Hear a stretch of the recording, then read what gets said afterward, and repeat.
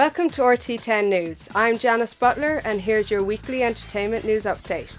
Kerryman Daithí O'Shea will be right at home next week in the Dome when he hosts the Rose of Tralee for the second time. With a list of famous names associated with the show in the past, we asked the host what's the mood in Kerry now that they have a native at the helm. But you go down to Kerry, they don't care about it. You're the first Kerryman and that's great. And that really took a lot of pressure off me last year. So really it is like Kerry playing in All-Ireland down in Tralee.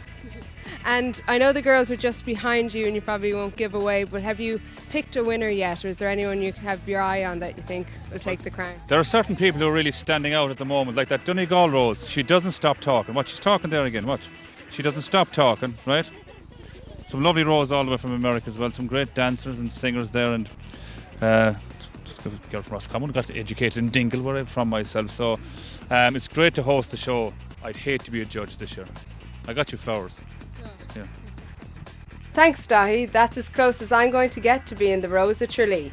And you can see all the action on Monday and Tuesday next week on RT1 at 8 p.m. Well, here's two words we never thought we'd see together in a movie title: cowboys and aliens. This Jon Favreau directed film tells the story of the arrival of a spaceship in Arizona in 1873 in a bid to take over the world. And guess where they're starting? The Wild West. Here Favreau talks about the casting of his stars, Daniel Craig, Olivia Wilde and Harrison Ford.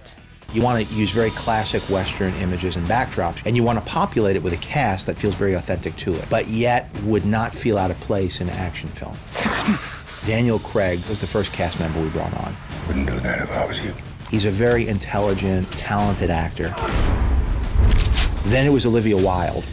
I thought she was very beautiful in a very interesting, unique way. And the idea of her playing against Daniel Craig, just as a director, that image was very compelling. You know who you are. You just have to remember.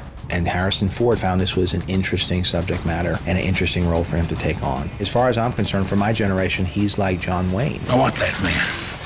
You give him to me now, or I'm gonna take him. Well, that looks interesting. And you can see Cowboys and Aliens in Irish cinemas from this Friday.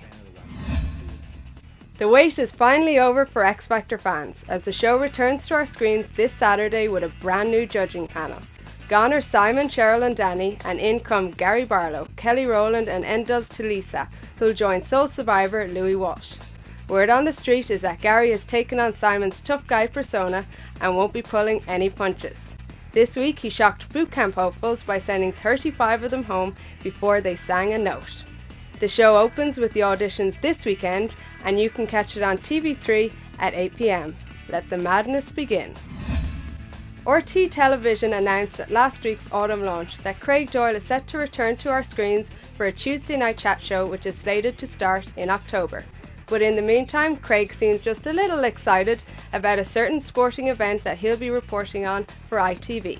Well, the Rugby World Cup, because RTÉ have all the Ireland games, and obviously I'll be working at it, but I just think that's great. I think it's the Rugby World Cup such a brilliant event, and everyone's very lucky to be able to see all the Ireland games here for free, so that's brilliant.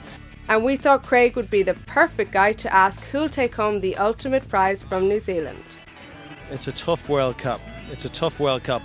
I would have said to you a few weeks ago we're going to find it really hard.